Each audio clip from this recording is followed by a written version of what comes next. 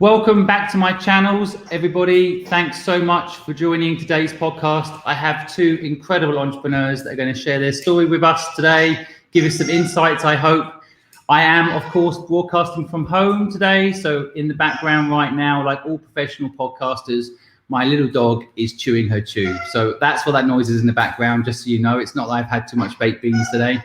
Probably a pretty English joke for my American audience. But I just before I bring on my first guest and we talk about her incredible story, I just want to share a few things with you. You guys know why we're here. We're here to help 1 million people start a business of their own and make sure that no entrepreneur out there feels alone doing it. I'll just quickly highlight, for those that are maybe listening today for the first time, we offer all sorts of support services to entrepreneurs for free. We will never upsell you anything. We're not after revenue from you. I personally am on a mission to give back and buy my dog squeaky toys from time to time. Bella, stop that.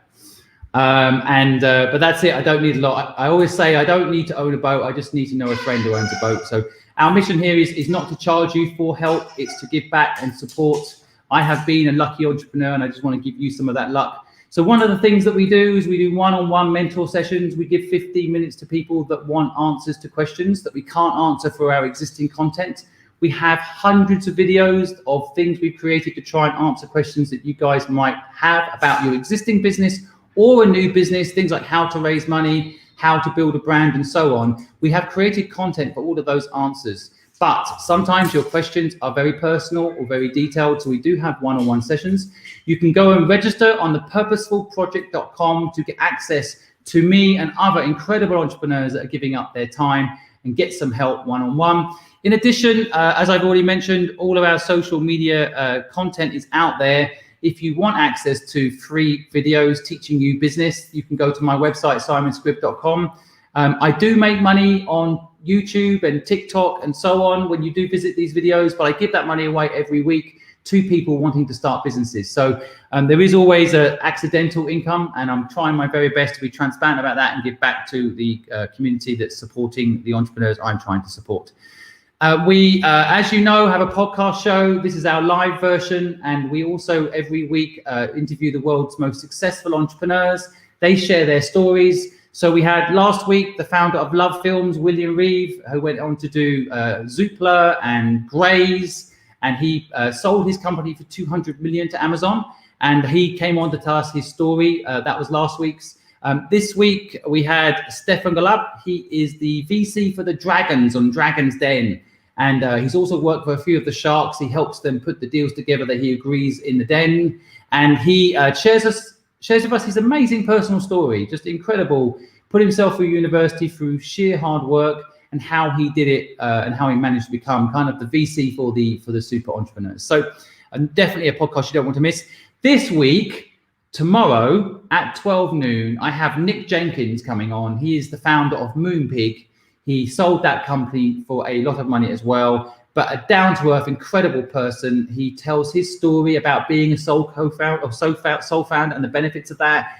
Something I personally had not heard before. I always think co-founders is better than sole founders, but you know, he sheds light on that universe, gives his view on the world. He's a fascinating individual. If you don't know him, you can't be living in the UK, and you should definitely find out about him and learn from him. So that's tomorrow at 12:30. Join myself and Nick. Come and ask questions if you want in real time, and we'll do our best to give you some knowledge. I just want to also say, if you find this content useful in any way, if you hit the like button right now, that lets the algorithm know that it's useful, and make sure that this hopefully useful content gets out to those that might find it useful. In addition, if you do the share button, share this broadcast on your social media right now. The entrepreneur that's coming on at 3:30 needs our help. The more people here to help that entrepreneur, the more chance of them being successful. I called it leveraging luck. And if you could help him be lucky and get this broadcast out by sharing it now, in 25 minutes, when he comes on, perhaps we'll have hundreds, if not thousands of people online helping. Right now on places like TikTok, we've just gone live to our big communities, but it takes time for people to realize we're on. And if you're kindly sharing, it will mean more people come and help. So just to finally wrap up before I bring on my first guest, we have some free webinars coming up. We have how to scale and start a business. I brought on some incredible people. Alan Sugar's PR director, for example, is coming on to talk about PR. We have some fantastic insights on how to structure a fundraise. So do join us for that. It's free again, the webinar all the way through. At the end, we will sell you nothing. It's just about helping people right now. So you can get all of that information via my website, simonscript.com. And finally, we will be doing a whole thing on how to hack TikTok. Personally, I've managed to build up 230,000 followers on TikTok in a very short period of time. You cannot buy followers on TikTok. It's not the way that system's built, which is excellent, which means your followers are loyal, means it's not easy to build, but once you've built it, it's powerful. So we're going to share, myself and Mark Tilbury. Mark Tilbury has over 5 million followers on TikTok. He is the #1 business person on TikTok. I am the second most popular person in the UK under 50 on TikTok. So, you know, that's a lot of brackets around where I am in the food chain, but Mark is the #1, and he will be joining us, giving up his time, sharing his secrets. How did he get 5 million followers on TikTok? And how does he keep up with all the content you have to produce to keep 5 million people happy? So please do feel free to sign up again through my website. So I think that's enough from me as far as setup's concerned. I want to bring on our first guest, Tersha Williams, co-founder of Terrible Merch, and she's the winner of Pitch UK. It's the largest UK pitch competition, and she is the winner, and I'd like to welcome her to the stage. Hi, how are you? I'm great. How are you? Great. Yes, I feel very lucky to have you here. Really excited to hear your story, and yeah, tell us what you're all about. What happened? What are you working on? Well, Terrible Merch is basically a product management company that helps artists in music in particular right now. Mostly, we do some other podcasters and Twitch stars and that kind of thing as well. But we help artists make money in the last remaining physical revenue stream in music without a digital competitor. And we built some technology to help them do that. And our main priority is basically giving musicians money where they can't make it in streaming anymore. So that's the mission, and we're pretty good at it. Yeah, we started it. We're coming up to our 5-year anniversary next week. So we've been at it for a while, which I think is a good thing. Surviving this long is no small feat. And yeah, we had a fashion brand before this, and my co-founder was signed to a major label, and so they kind of came together in that moment, and that's where we started it from. So you're working on a previous business together before you started this business. Is that how this business came about? Yeah, we had a small fashion brand that had quite a bit of success, actually. It was before Instagram kind of became sponsored by brands. We got a little famous on there, and we sold into the high street, and it did fine. Like, it did all right. We started doing collaborations with much bigger streetwear licenses, kind of reviving them, things like Kangol, that kind of thing. And then Jack, my co-founder, signed to a major label for a record deal and needed merchandise and couldn't find a good way to make money like we did in fashion. So we started making merchandise for him, and within a month there were loads more artists, and we had to start getting picky about who we worked with. That's a fascinating story, and 5 years is a feat. I mean, I think the first year is exciting. Yeah, second year reality kicks in. Third year, fatigue, right? So, how have you kept going? What's been the kind of driving force, do you think?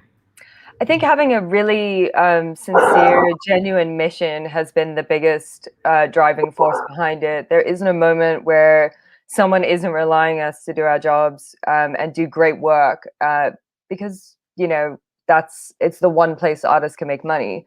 So that's what's kept us going through. It's having a real sincere mission. And I think also we were very smart at the first part when we started this. We decided we only wanted to work with artists we loved and believed in.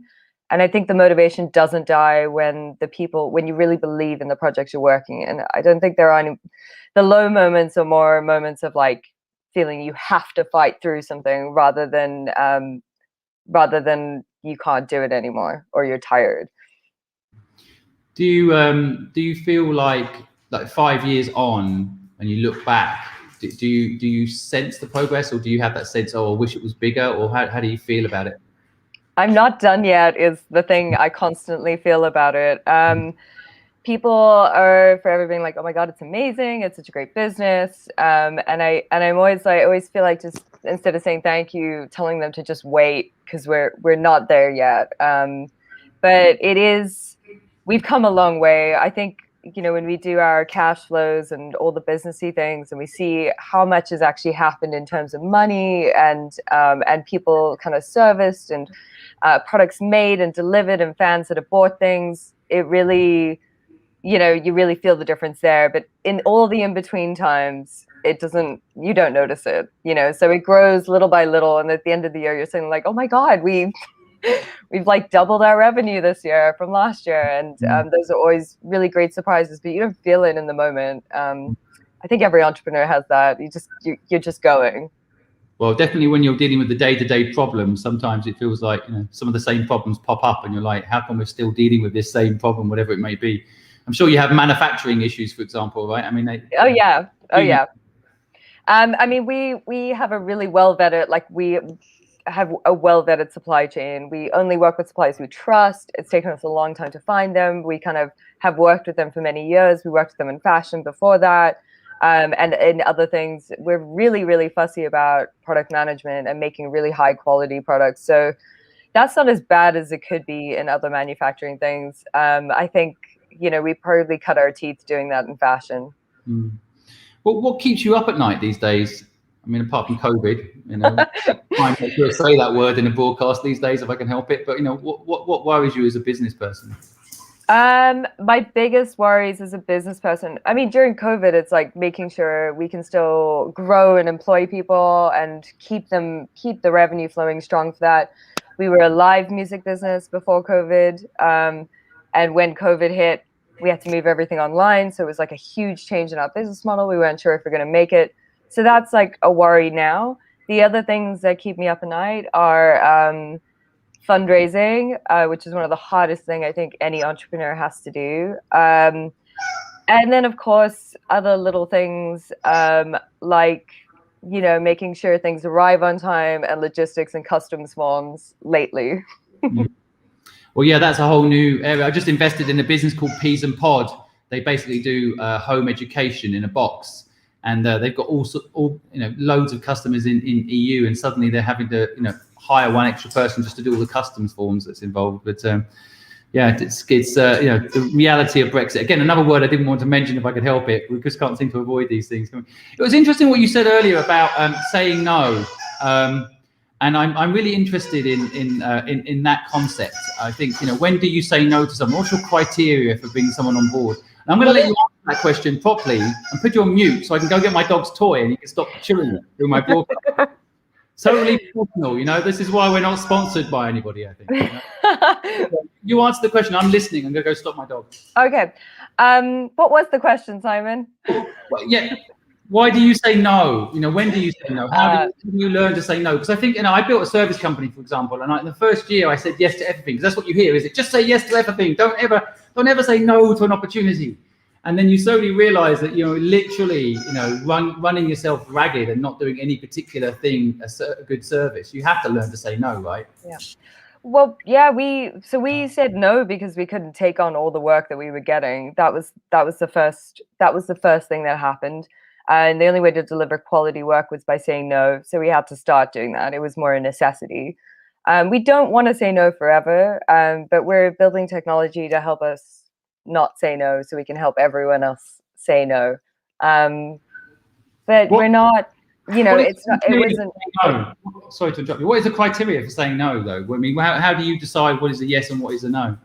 We've got to love the project and love the team and love the artist if it's music, or love what they're doing. Because I just, we've got a platform and an app that does a lot of work for us, but it's a lot of work building a brand and a business for an artist, for a band, for anything, and becoming part of their team.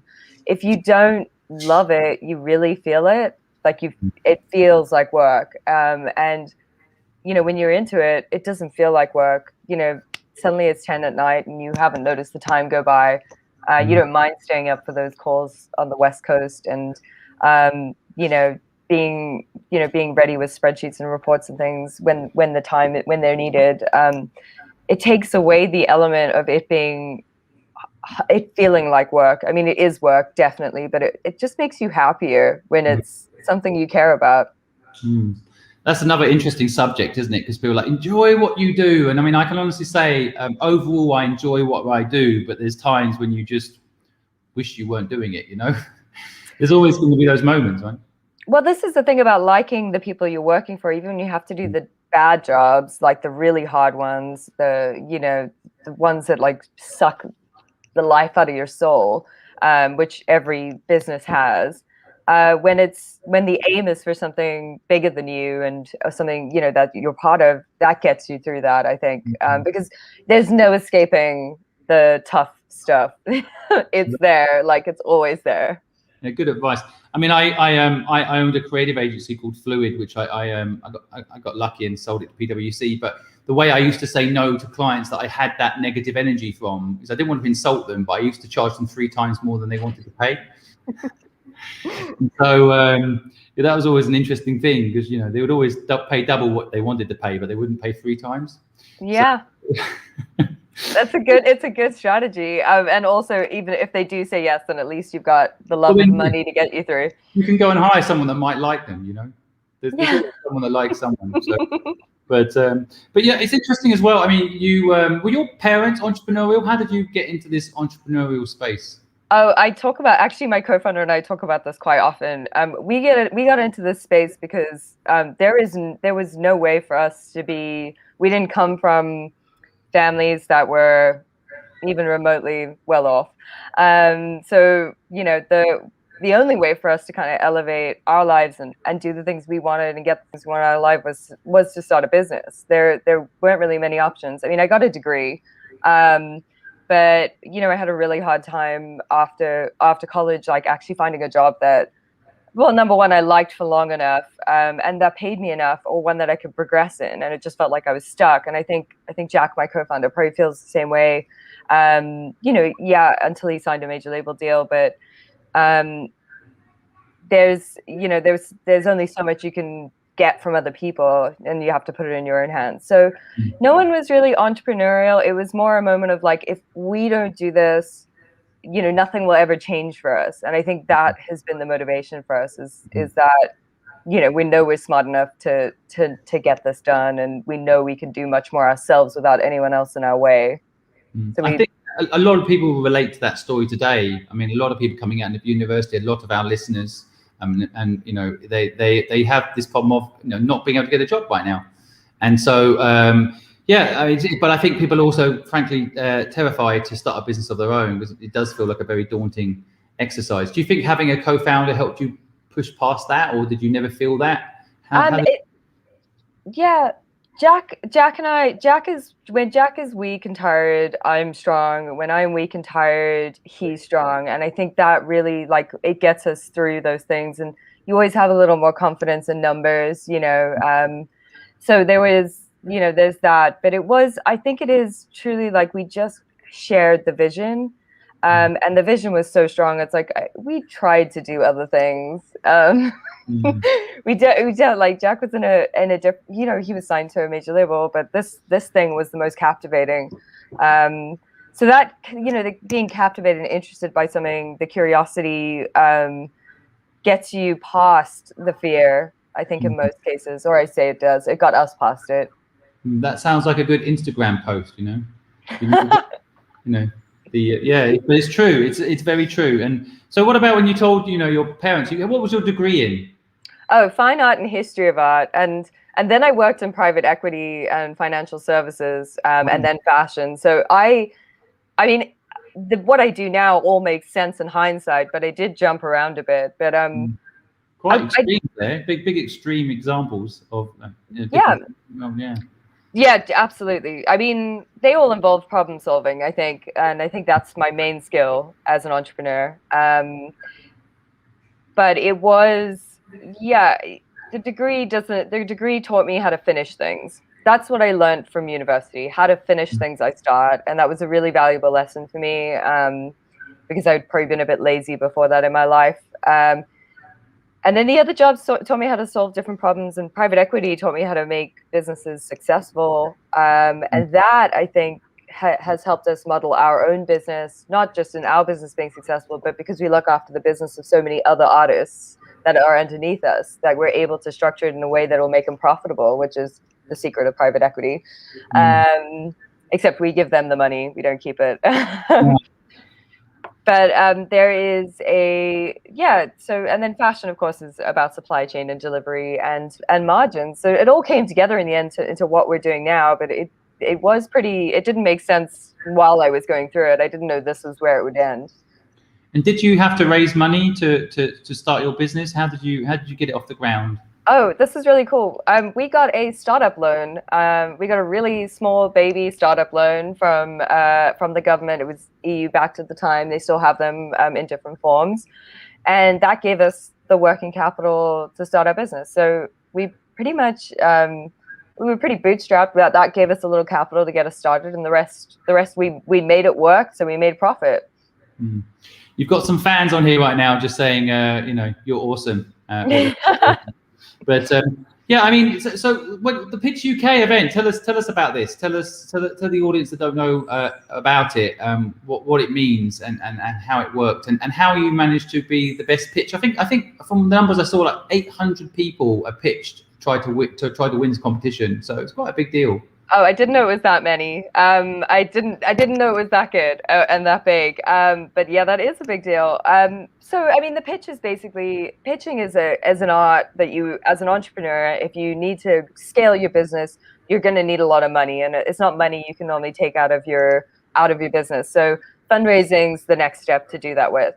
And pitching is an art that I was reluctant to get involved with, didn't like the form, the format, any of it, but realized very quickly that I had to figure it out and nail it to get money and to raise money and to tell people who don't give me more than 15 minutes about how great our business is and what it does very clearly, so they understand even if they have no idea what we do.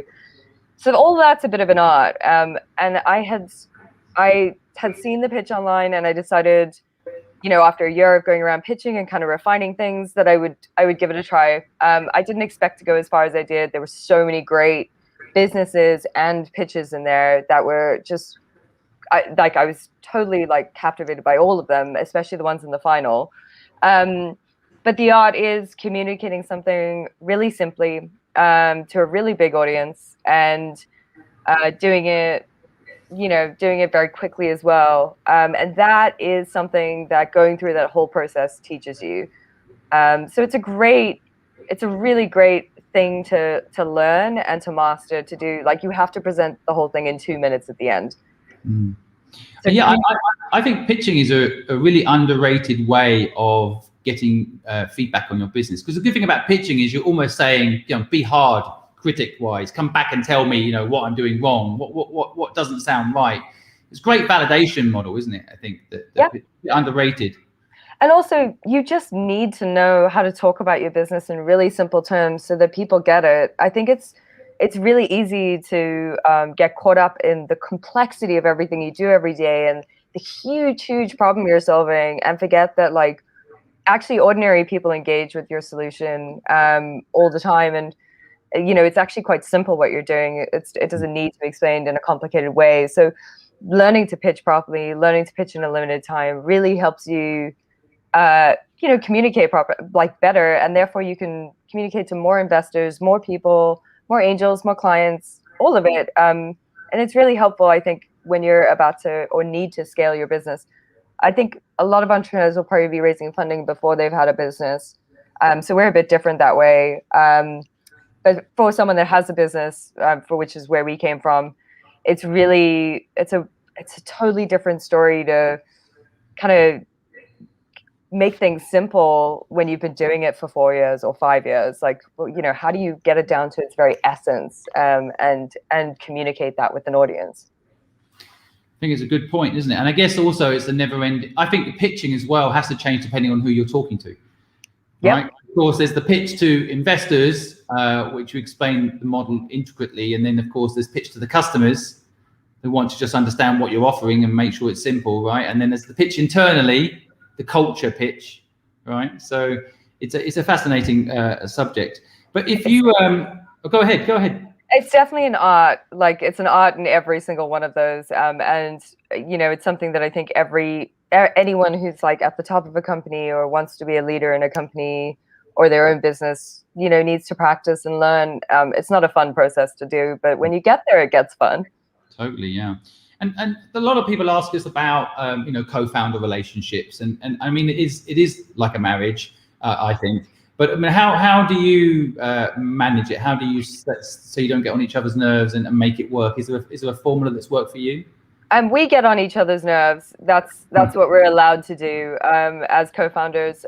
It is the most intense relationship I've had in my life, but it is the most rewarding one. Jack and I can take something down to the smallest little part and pick it apart together and disagree and still come back from that and improve what we're doing.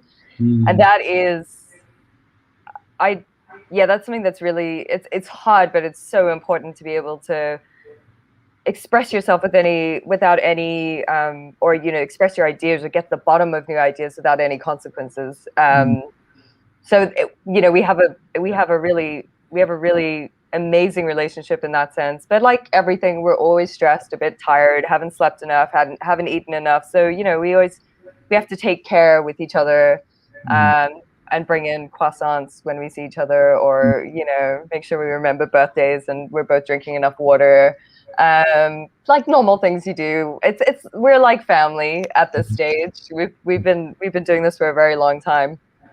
It's interesting, isn't it? I applaud you for explaining that well, because I think for a lot of people they expect you have a partnership and it should always be perfect. But I've been married nearly 20 years, and we've been to marriage counselling. And I remember when we went to marriage counsellor, I said we're arguing all the time. And he said, "Wow, what a healthy relationship." It's the ones that don't argue, don't discuss, aren't honest with each other that are the real problem ones. Absolutely, yeah. Suddenly leave you and you wonder why. And so, when you're actually arguing, it means you're actually communicating. I guess it's just being constructive about the arguing, right? There's definitely an art to arguing as well. And perhaps there's a lot that can be taken from pitching into arguments and vice versa. Well, we don't want to mix up issues, for example. Sometimes, well, you were wrong last time, so it's got nothing to do with this time, has it? Yeah, I mean, it's you can't keep the scorecard, that's for sure. Like, you do have to forgive and move on if anything gets beyond, if you disagree on things. And whatever decision you make, like whatever decision gets made in that moment, even if you disagreed with it to begin with, you both have to get behind it and push it all the way. I hope my wife is into this. No more scorecard. Okay, drop it. They're not good for you. They don't help you. It's the results that count, right? And that's really the secret, is that even if you don't agree and you go with it, you get behind it, and the results will prove who is really right. Now, I know the founder of Pitch UK, Chris, is listening, so I asked this question. I feel like I'm loading the answer, but what happens when you win a competition like that? What are the repercussions in your view, in your experience? My network grew. Like a lot. Actually, this one, it's been really positive. Chris kind of sees the world in networks. So he has like put me in touch with people that I probably wouldn't have been in touch with otherwise, and really helped, really helped kind of like further my connections. And I think as an entrepreneur, networks are everything. You need them for fundraising. You need them for other business activities and music, that kind of thing. And also just for support sometimes. And Chris has been amazing at that. And of course, like the other cool thing that happened was just like a lot of publicity, which is always good. And it's a different kind of publicity. It's not in music for a change. It's something that's more in business, which was really good for us because we're really well known in music, not just because of our name, but because of our work. But the business community has yet to kind of embrace us in that way, and I think it definitely delivered on that. Well, maybe that's something we should talk about. I'd love entrepreneurs to build out merchandise. I mean, I'm on a mission to give knowledge to people for free. So a lot of people are like, how do you pay for that? And so I love the idea of building a merchandising range and supporting the idea of giving back, which would be pretty interesting. Yeah. I mean, it's a great way to build a business, because it's a physical product that you can sell, and the real key to it is not overstocking and, you know, creating a demand. I mean, it's real straightforward, but it really does, you know, over time it makes a huge difference. It allows people to pay for things that they wouldn't normally be able to. In the case of music, it's whole albums being recorded or tours, so it's super cool. The power of what it can do if it works, and we make sure it works. That's our job. I'm super excited. I could talk to you all day. I've got a million other questions I want to ask, but I have Sean now waiting in the waiting room to come on and share his story and see how we can help him. So just before I bring him on, kind of my favorite question to ask interesting guests. You went back to your younger self and gave some advice. What would it be? Stop drinking sooner, start exercising sooner, and pick up some books about stoicism. That would be my best advice. I was a very angry, wild human for a long time. Great answer. Probably one of my favorites so far. So thank you for that. So Sean, patiently waiting. Now this is where we hopefully don't go, can you hear us? Can you hear us? And the tech just works. Sean, how are you? I'm good, thank you. How are you? Good. Thank you so much for coming on, and very excited to hear what you're up to. And myself and the audience listening and Tersha will try to support you. So tell us straight up, what are you up to? What's going on and how can we help you? Well, I'm co-founder of an app called Roundups, which links with your bank or credit card and allows you to donate pennies as you spend to your favourite charities or school in some cases. So there's kind of two sides to what we do. The first is the donation mechanism, which is kind of built and out there and people are using it. The second side of things is that we feed back on your donations in a way that perhaps people haven't seen before. So if, for example, you're supporting a local homeless shelter, typically a charity might email you with a monthly or a quarterly update. They might send you a postcard or something like that. What we're building is an impact tracking engine that gives you feedback that's much more bite-sized and much more personal to you. So, for example, if Tersha, you were supporting a homeless shelter and your roundups reached £4 by a Wednesday, you'd get a notification saying, thanks so much, that's provided 2 meals at the shelter this week. And so it's giving people these little nuggets to do with the charity and the cause that they support as they go to bring them closer to that charity. So we are working with around 40 charities now. We've got some of the bigger ones joining us as well, which is really cool.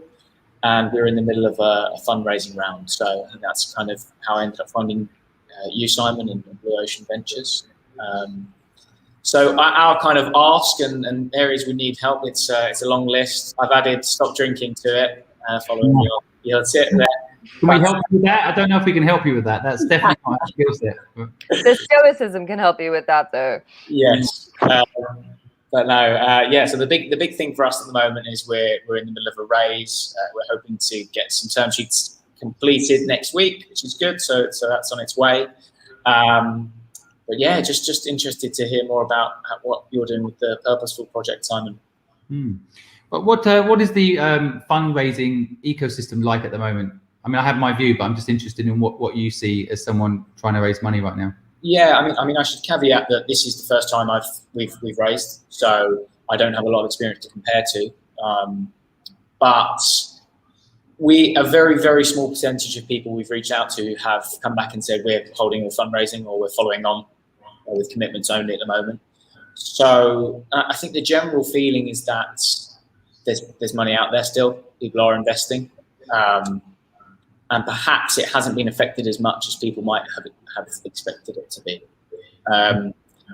That's probably more applicable to our stage as well, because it's always, being such early stage, it's always high risk at this point. So maybe the risk appetite hasn't changed because of COVID as much, whereas maybe later stage there's a bit more of a kind of a protect what you have attitude going on. But for me personally, I don't feel like we've been massively affected by everything that's happening. It's interesting. I just find it fascinating to hear from your side. And and understand, I guess, partly my audience. You know, what's it like to raise money right now? What ways are you raising money? How are you going about raising money? I mean, for us, it's a lot of direct messages. So just reaching out to people who are in the space, who work in impactful investing.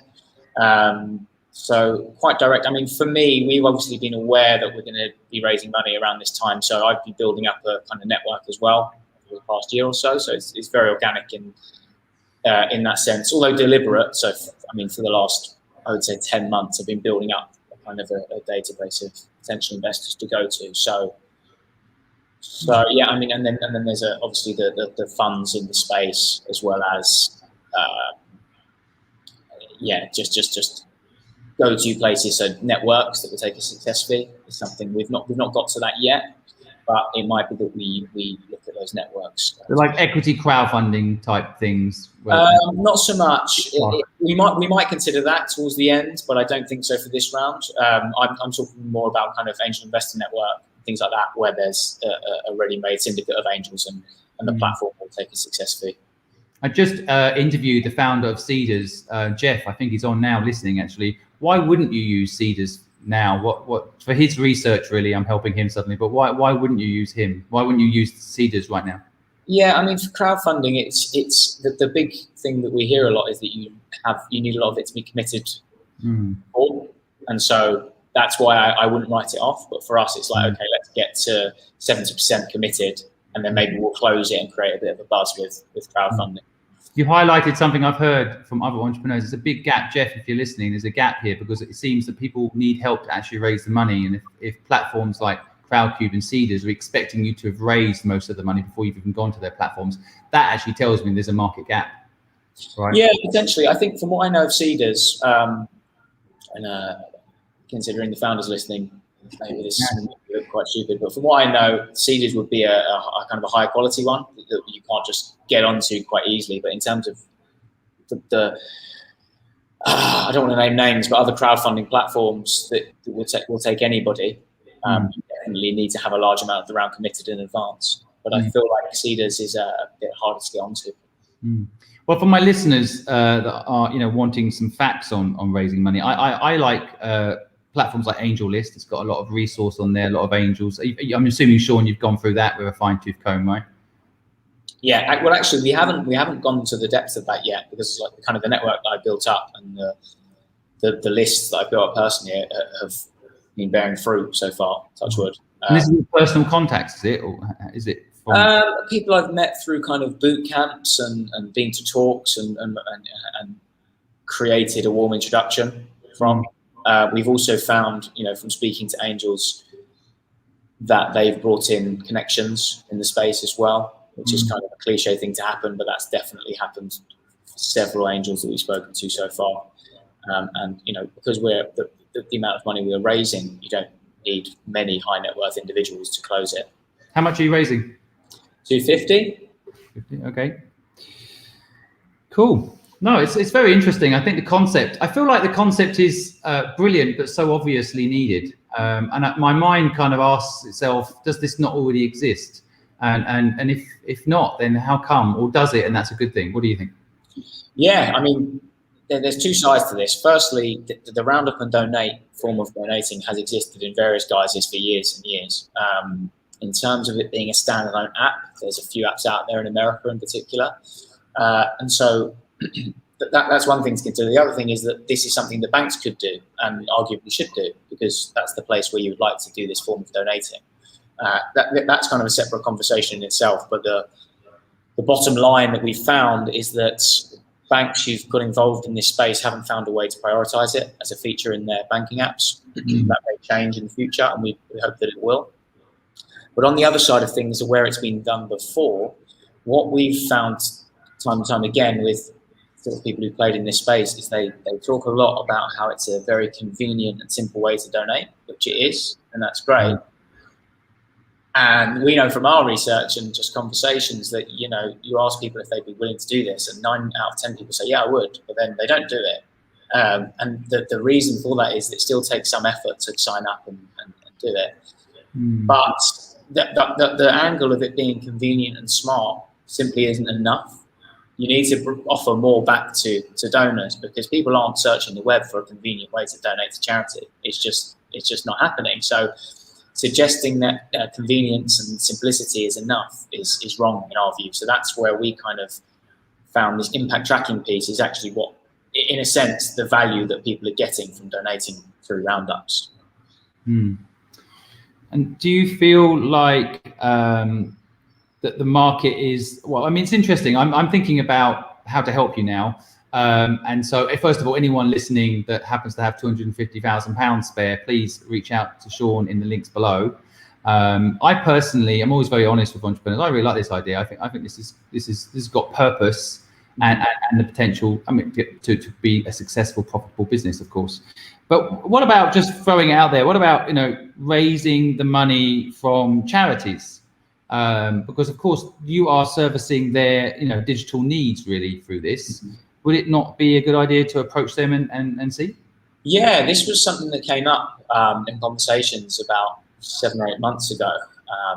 We had this kind of vision of, wouldn't it be amazing if the charities that we partner with all invested and they were the shareholders? So any profit that comes out of the company really does stay in the third sector. And we broached it. We got in touch with a few companies who tried to help charities operate a bit more like startups and be a bit innovative and look at investing in things. And what we discovered very quickly from them, they kind of shut it down because they had tried to do it and they just couldn't access investment from charities because of the risk profile and the nature of charities and trustees and things like that.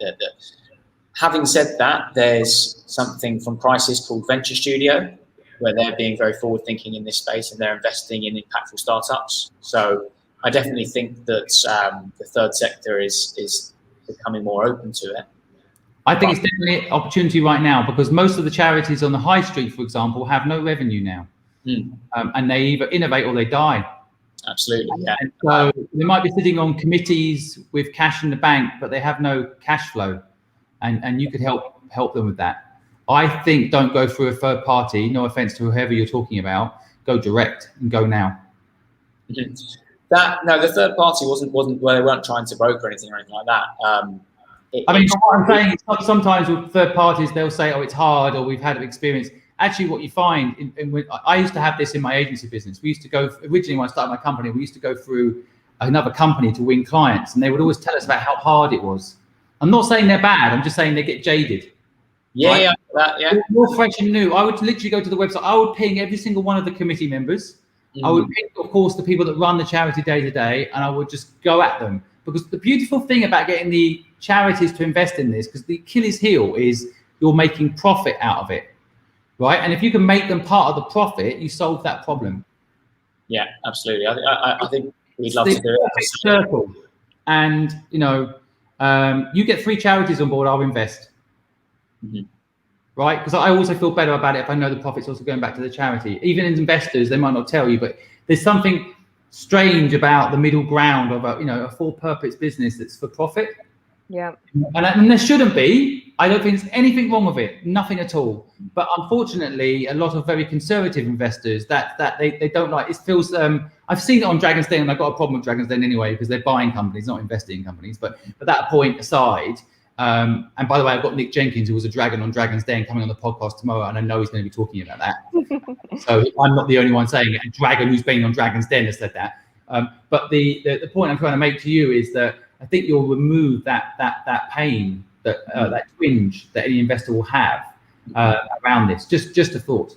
Yeah, no, I fully agree. And it's interesting that third party I'm talking about. They were talking about a very different time as well.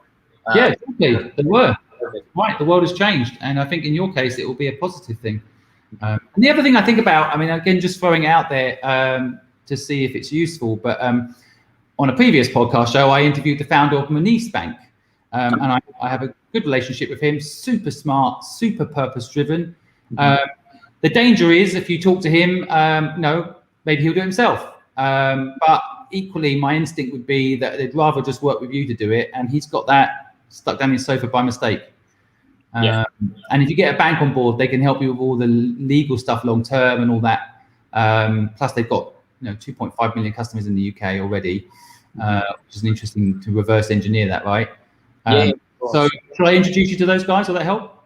Yeah, by all means. I'm very happy. This isn't, as I said, we're not even first to market. The bank's trying to do this is fine. We're trying to deliver a service that goes above and beyond anything anybody's seen. So very happy talking to banks.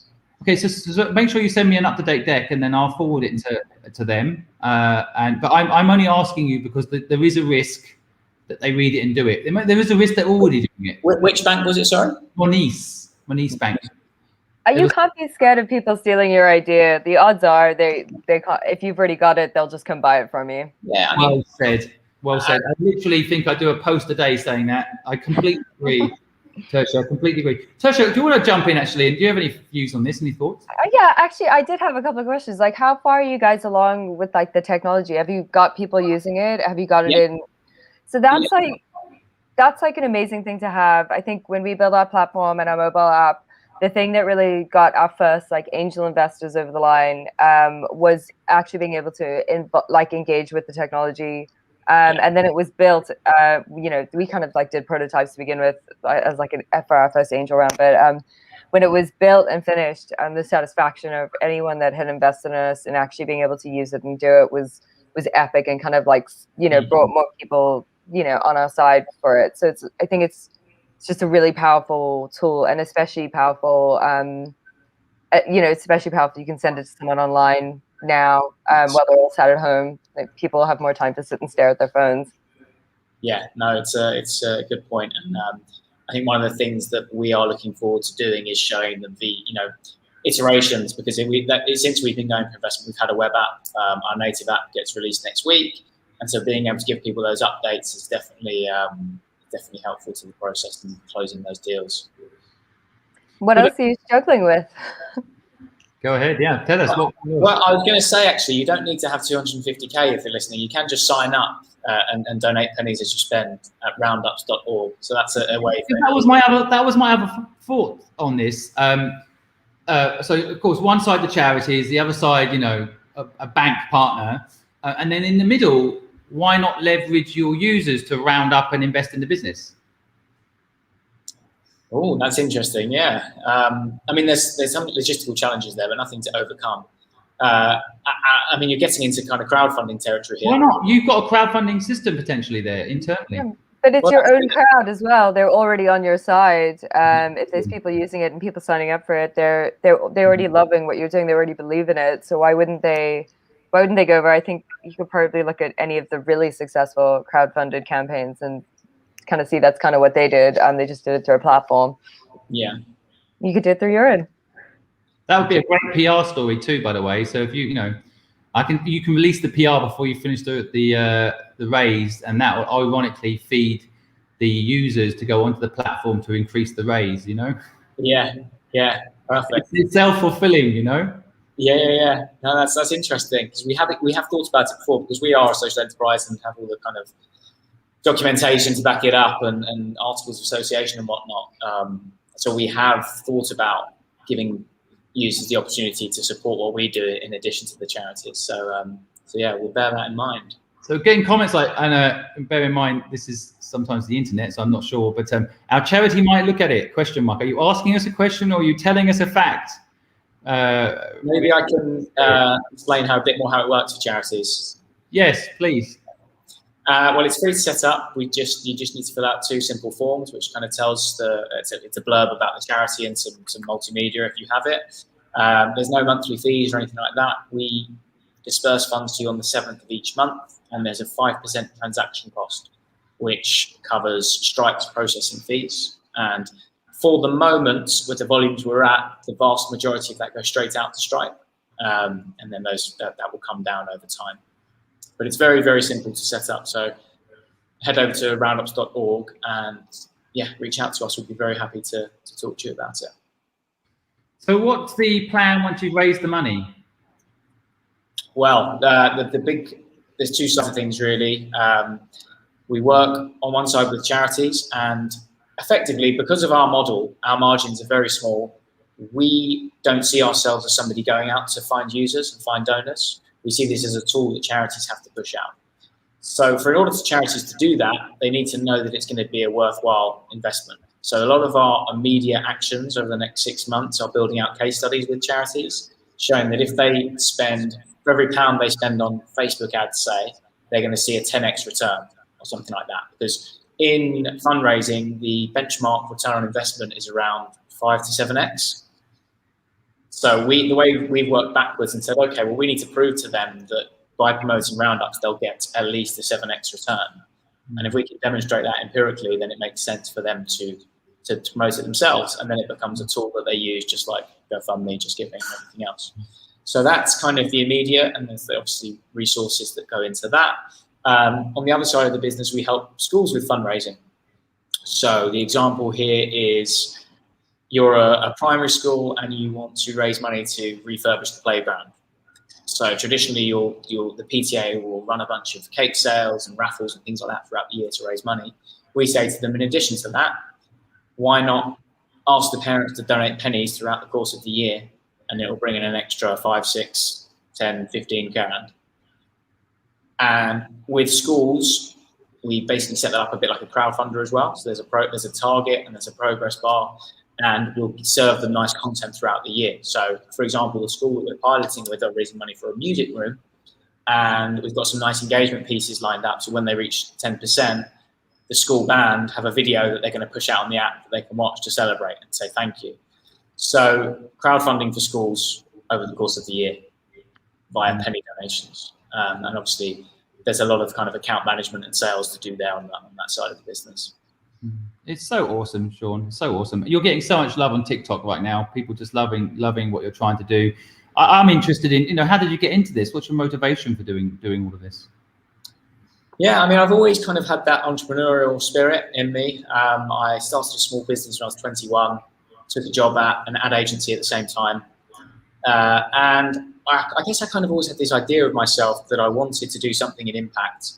But it was like, well, I'll have a successful career or build a successful business. And then when I'm older, I'll retire young and then go and work for a charity and, build churches or something like that. And I just realized that was the wrong way to look at it. I've always had a kind of awareness that, how short life is and why wait till then to do something that you're passionate about. So yeah, it's very cheesy, but it was a case of saying, okay, well, this is what I want my life to be about. It's this, leaving a mark that actually matters. Totally works. And I wish I was as aware as you are. I'm guessing you're young. I mean, I actually don't know. How old are you, Sean? 28. 28. Yeah, you look a bit younger than that. 28 is not that young, I guess. But you sound very wise. If I was just listening to your voice, I'd be like, oh, that guy's in his 50s. He knows old soul, definitely. Well, look, I mean, apart from fundraising, which is always top of mind, I mean, personally, I love to build businesses via revenue. And I can say I've invested in 68 startups, right? So I think I can be a little bit critical of the investment community. Sometimes it's like getting a boss, getting an investor. So it's not always the best thing to do. But I do understand the process. Outside of that, there's two things I want to say. One, I want to know what else you need. And in case I forget to say it, I've launched a new channel on Clubhouse. Do you know Clubhouse? Mm-hmm. So yeah, everyone seems to know it now. Good. I felt like I was explaining it forever for the few months ago, but now everyone seems to know it, which is good. But I have a channel that we do with a group of other very successful entrepreneurs, some of them far more successful than me. We have started something called Startup Radio. And from 8 in the morning till, from 7 in the morning, I should know this because I'm on the 7 in the morning shift. From 7 in the morning until 8 p.m. all day long, we're on Clubhouse helping people like you, Sean. So if you want to come on there, if you're on the app, come on there. And not only is there loads of really fascinating people listening in, the entrepreneurs on there are just mind-blowing. And maybe they can also help you. So feel free to come on. And if you, when you come into the audience, you raise your hand and tag me, I'll make sure I'll bring you on stage there and give you some extra exposure on that platform, okay? But apart from, marketing and a bit of brainstorming around fundraising, is there anything else that we can do to help you at this stage? Nothing comes to mind. There's a very long list, but they're all kind of nitty gritty, sort of thing that we need to get on with internally. But I mean, just being here and being able to share the story is great. Practice talking about it, and maybe we'll be able to win a pitch competition like Tersha. You just want to win the money. you just want to make a pitch so good that you get investors on your side. I think that's or clients. That's its function. You don't need to win a competition for it. It just needs to serve its purpose. But it's an art. Learn it. Totally. I mean, I've been going to Toastmasters for a couple of years, which is always good. I don't know if you know about Toastmasters. Toastmasters. I lived in Hong Kong for a while, and I said, "Oh, we should go to Toastmasters." And people are like, "You have to go on a special course to make toast." I'm like, "No, it's a speaking thing, To explain it. We love it in England, but not that much. No, but no. To be honest with you, I think that those two things, we're trying to be. There's so many directions we can go in. We've had some unusual offers this week in particular, actually, which I think coincided with us signing a big charity. And you can be pulled in so many directions. And I think for us, we're trying to really focus on building value for charities and people using the app. And the things that directly help us do that. So, that's what we're focused on. So I don't want to kind of ask for help in another area, even though it's tempting. I think, as long as you got your heart firmly set and your mind firmly set on what your mission is, I think you'll be fine. I think it gets a bit messy if other people start pulling you in directions that you want to go. Mm-hmm. You kind of have to be brave enough to know the difference of what's good and what's their idea and what's your idea and what you want to do. And I think that kind of thing has come up in investor conversations as well. And I'm quite proud, really, of myself and Matt, my co-founder, for us saying, no, do you know what? Or looking at some, things that competitors are doing, things like that. And you think, you know what? No, we're doing it. We're doing something different. We believe this is the right route for us, and so we're going to stick to it. So far, we've been pretty good with that, I think. It's good. It gets harder as you go. I think that's one thing. I think in our first time doing things, we listened to a lot of other people, and what we learned is that actually no one really understands what we're doing. No one saw the bigger picture. The music industry loves to stay in where it is, and I'm sure charity's the same. They don't like change. Change upsets how they know they can make money. So. Well, that's interesting you say that. I think this is a whole probably podcast series on its own, but when to listen to feedback and take it and action it, and when to just ignore the feedback, because I think there is also a tendency to when you listen to someone to feel, oh, that makes sense, and then feel like you should change your whole life to accommodate what you've just heard, right? But I think there is something, like, for example, even with what I'm doing, I mean, every single day when someone asks me what I'm doing and I say I'm helping people for free, they're like, well, that's ridiculous, you should be making money out of people. And then you give them something for free, they don't value it. And I'm like, well, I think you've never given value in whatever you've given. If it doesn't matter if you charge, I paid for something and had no value from it. Charging for it doesn't mean it has value. Right. Also, giving stuff away brings stuff back. I think the one thing that made the biggest difference to our trajectory as a business was helping other people, helping them with advice when they needed it, even if they weren't an artist we'd work with, helping with silly little things if we could. And we still do that to this day. And it comes back in bucket loads in places you don't expect. You just can't be greedy, I guess. You can't expect instant rewards. Yeah, well, my favorite saying when people are negative about free is that free definitely has value, and anyone that doesn't have money and you give them something for free is the most valuable thing you can do for them. So I think a lot of the time, I'm going to say the elitist group out there, maybe they want to charge, but they don't understand that if you help those people, like you're saying, Tersha, I sleep better at night because I help people. It's not a price thing. It's because you're doing what you can thing, right? And it'll come back. It always comes back. Everyone always repays the favors. Maybe not them directly, but someone else will come along and repay it on their behalf. Yeah, that's true. I mean, it's the whole thing. If you want to make £1,000, give £1,000. Yeah.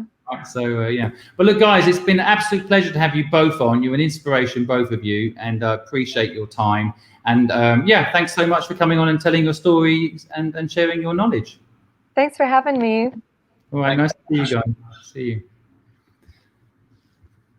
That's it, folks. That's our podcast for today. I hope you got some value out of it. You learned some things, feel inspired. If you did get anything from today's broadcast, do me a favor, help Sean out. promote his clip on this broadcast today. Let people know that he's raising money. Share his stories so people download his app. Please, please, please. Equally, if you think that Tersha's business could bring value to you as a musician, as an artist, then go check it out. I love their mission and trying to help artists, especially right now. So many artists have had gigs cancelled and life's disrupted. I think her business is so vital to communities like the music community right now. So please either go and leverage that platform for yourself or share it with a friend that might be able to leverage it.